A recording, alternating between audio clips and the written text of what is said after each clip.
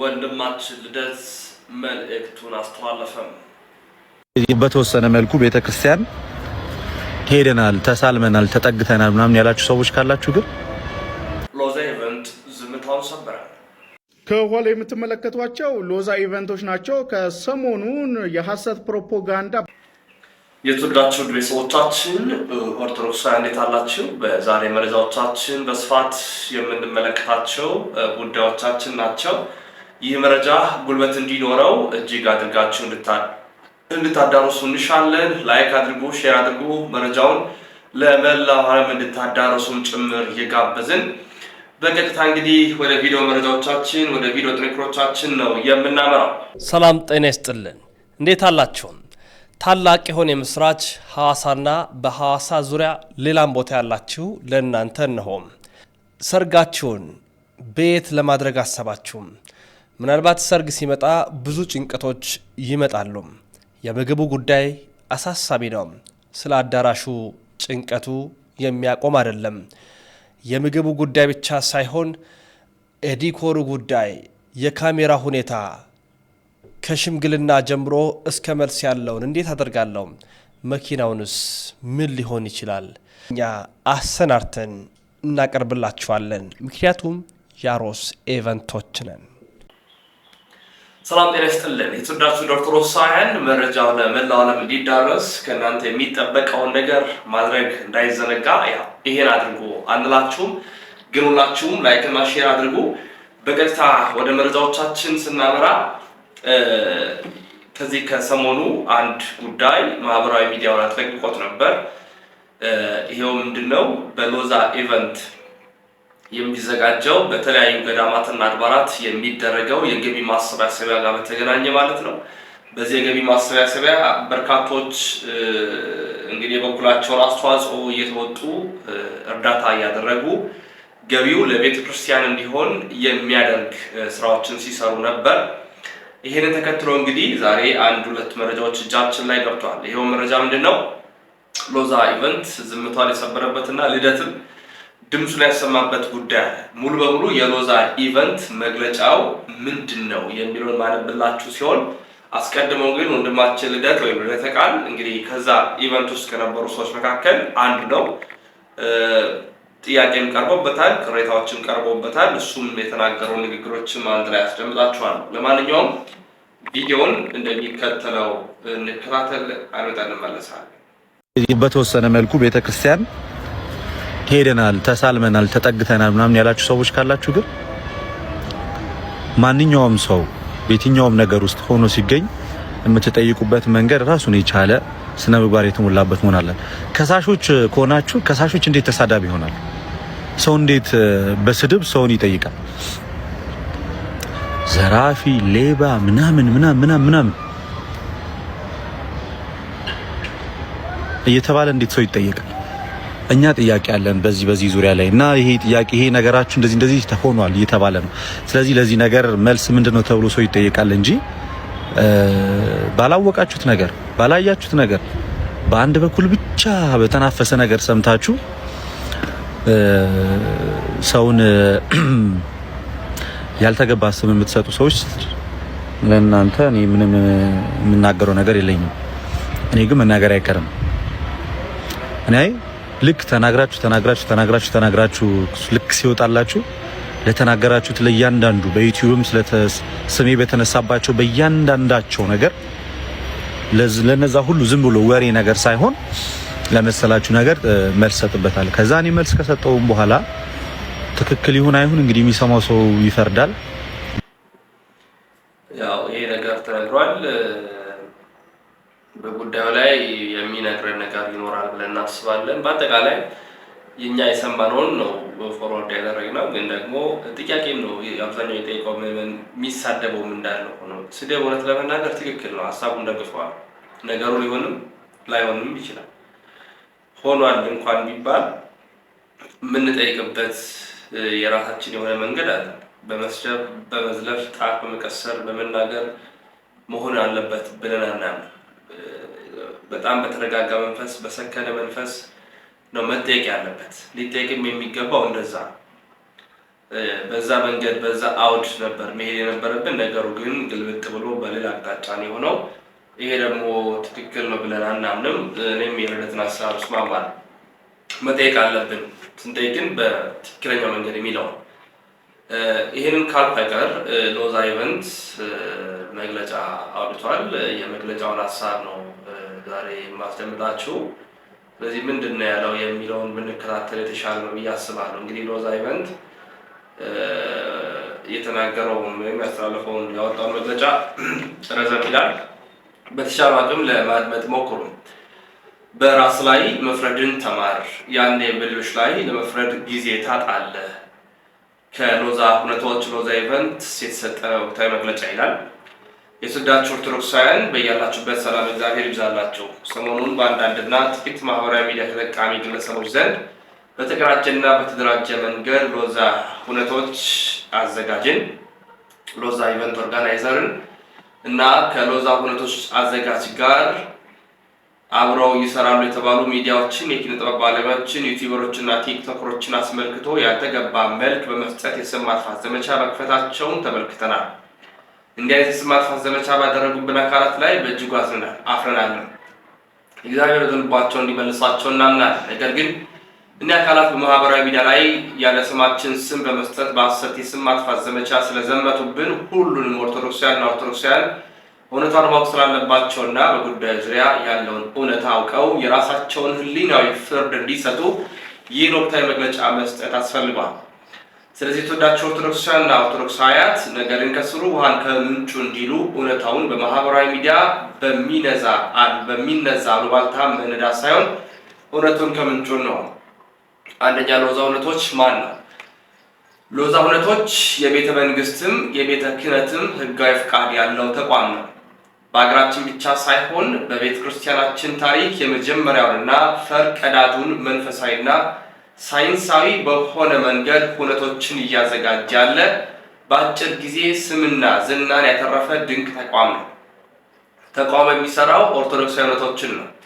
ከእርሱ በኋላ መንፈሳዊ ሰርጎችን የሚያዘጋጁ ተቋማትን እንዲበዙ አርአያ የሆነ ተዋህዶን በልምድ ብቻ ሳይሆን በትምህርት በተደገፈ ቅድ ፓተርን አገልግሎት በመስጠት የሚችሉ ልጆችና ተቋማት እንዳሏት ያሳየ ስንዱ እመቤት እንደሆነች በተግባር ያረጋገጠ እንዲሁም በር የከፈተ ተቋም ነው። በዚህ እልፍ የምስጋናና የምስክር ወረቀቶችን አግኝተናል። የሚሰጣቸው አገልግሎቶች መንፈሳዊ ሰርጎችን ማዘጋጀት፣ የልደት መርሃ ግብሮችን፣ ጥምቀት፣ ክርስትናዎችን፣ የጋብቻ ክብረ በዓላትን፣ ምርቃቶችን፣ የሚዲያ ንቅናቄዎችን፣ ጋዜጣዊ መግለጫዎችን፣ የገቢ ማሰባሰቢያ መርሃ ግብሮችን ያዘጋጃል፣ ያስተዳድራል፣ ይመራል፣ ያስተባብራል። ዓላማውም ጊዜ፣ ጉልበትና የቦታ ርቀት ፈተና የሆነባቸውን ግለሰቦችና ኮሚቴዎችን የሥራ ሸክም በመሸከም ድካማቸውን በመድከም ኦርቶዶክሳዊ ሁነቶችን መንፈሳዊና ሳይንሳዊ በሆነ መንገድ ማዘጋጀት ነው። ራዕዩም መንፈሳዊ ሁነቶችን ቤተክርስቲያኗን በሚያውቁ መንፈሳውያን ዘመናዊውን ትምህርት በቀሰሙ ልጆቿ የቤተክርስቲያኗን ዶግማ፣ ቀኖናና ትውፊት በጠበቀ ሁኔታ ደረጃዎችንና ከፍታቸውን ይዘው ከሌብነት፣ ከመጓተት እና ከብልሹነት በጸዳ ሁነቶችን ሲያዘጋጅ ማየት ነው።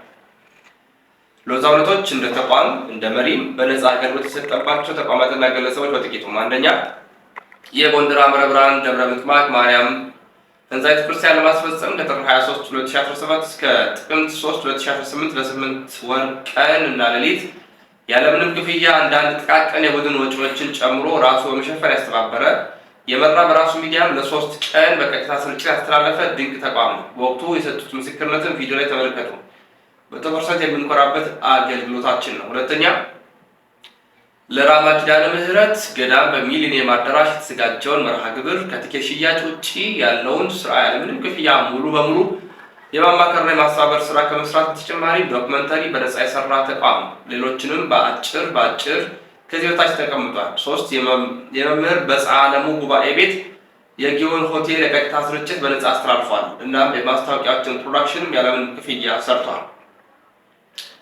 4 የጎንደር አዘዞ ሎዛ ማርያም ህዳር ጽዮን መርሃ ግብርና አስተርዮ ማርያም በሎዛ ማርያም በነፃ መስራት ብቻ ሳይሆን ገንዘብ ከራሱ ወጪ አድርጓል። 2015 ያንን የመሰለ ከ300,000 በላይ የታደመበት ዝክረ አበው ለአዘዞ ደብረ ገነት ቅዱስ ሚካኤል ከኮሚቴዎች ጋር በመተባበር ኢቨንቱን በነፃ መስራት ብቻ ሳይሆን ገንዘብ በራሱ ጭምር አውጥቶ ያስተባበረ ነው። 6 ማህበረ ቅዱሳን አዲስ አበባ ማዕከል ግንፍሌ የሚያስገነባው ህንፃ የተሰጠው ጋዜጣዊ መግለጫ አስተባብሯል። 7 ለተአካ ነገሥት በዓታ ለማርያም ገዳም ጋዜጣዊ መግለጫ አስተባብሯል። 8 ስምከ ሕያው ዘይመውት በሚል መሪ ቃል ሚሊኒየም አዳራሽ የተዘጋጀው ጉባኤም የሚዲያ ካምፔን የማስተባበር ስራ በነፃ ሰርቷል። 9 ለቂልጦ ቅድስት ማርያም ገዳም በየዓመቱ ሰኔ ማርያም ወደ ቂልጦ ማርያም መሪ ቃል ሚዲያዎችን በነፃ ሎዛ ኢቨንት በነፃ ለበርካታ ዓመታት አስተባብሯል። ወደፊትም ያስተባብራል። 10 ተአምረ ማርያም ከግዕዝ ወደ አማርኛ ከኦሮሞ ወደ ኦሮምኛ በብፁዕ አቡነ አትናቴዎስ ተተርጉሞ በማህበረ ቅዱሳን አሳታሚነት ለንባብ የበቃውን የምረቃና ጋዜጣዊ መግለጫ አገልግሎት በነፃ አስተባብሯል አዘጋጅቷል። 11 ለአበው ኪዳነ ምሕረት የተዘጋጀውን የዶክመንተሪ ማስታወቂያና የራትና የቀጥታ ስርጭት መርሃ ግብር አምቦና አዲስ አበባ ላይ ማማከርና የማስተባበር ስራ ላይ ያለመታከት በነፃ በመስራቱ ምስጋናና አድናቆት አግኝቷል። 12 2016 ሆሳዕና በሆሳዕና የማማከርና የማስተባበር ስራ እንደ ሎዛ ኢቨንት መርሃ ግብር ተዘጋጅቷል። 12 ጻድቃኔ ማርያም ስትመረቅ ያደረግነው እንቅልፍ የሌለው ስራ አንዱ ነው። ሰሜን ወሎ አለ፣ ኮምቦልቻ ገብርኤል አለ፣ ደቡብ ኦሞ ሀገረ ስብከት በቅድስት ሥላሴ ዩኒቨርሲቲ ጋር ጋዜጣዊ መግለጫ በለሳ የሚገኘው ሙታንሳ ማር ቅዱስ ሚካኤል አንድነት ገዳም ከሰኔ 17 2017 ጀምሮ ለማስተዋወቅ ለመጀመሪያ ጊዜ የተደረገውን ጉዞ ጉባኤ ዶክመንተሪ ማስታወቂያ ጋዜጣዊ መግለጫ በነፃ ሰርቷል። የያያ ዘለታን ልደት ምክንያት በማድረግ ቦሌ የተደረገው የረዳም ምገባን በነፃ አከናውኗል እያለ ወደ 30 የሚጠጉ እንዲሁም የሰራቸውን ስራዎችንም አካቶ ረዘም ያለ እጅግ በጣም ብዙ ሀሳቦችን አቅርቧል። ግን ካቀረባቸው ሀሳቦች ቀጥሎ እንዲህ ይላል። በመጨረሻም የእኛን ንጽህናና የተቋማችን አገልግሎት ተደራሽነት የማታውቁ ስራችን ለሁሉ ይድረስን ጸልዩልን፣ የማታውቁ ጠይቁ፣ ያውቃችሁ በክፋትና በምቀኝነት ለተነሳችሁብን የምንላችሁ ሶሻል ሚዲያ ፍርድ ቤት አይደለም። መረጃና ማስረጃ ይዛችሁ ክሰሱን፣ ያኔ ውርደታችሁን ትከናነባላችሁ። ደስ የሚለው አትከሱንም፣ ምክንያቱም ወሬ እንጂ ፍሬ የላችሁም። ምክንያቱም መረጃ እንጂ ማስረጃ የላችሁም። ምክንያቱም ሰርቆ መብላት እንጂ ሰርቶ መብላት ወንጀል ስላልሆነ፣ ምክንያቱም አገልግሎት መቀበል መጽሐፍ ቅዱሳዊ እንጂ ኃጢአት ስላልሆነ እና ክሰሱን፣ ያኔ የእናንተ ትክክለኛነት ይታያል። በቀጣይ በሀገር ውስጥ ተቀምጠው ስማችንን ጠቅሰው የተቋማችንን ስምና ክብር ያጎደፉ ግለሰቦች በሕግ የምንጠይቅ ይሆናል። ከሀገር ውጭ ያሉትንም በተመለከተ ዋነኛ ተዋናዮች እንደሆኑ እናውቃለን። እዚህ ያሉትንም ስደቡልን፣ አዋርዱልን እያሉ የሚልኩትንም ውጭ ላሉትም ነው።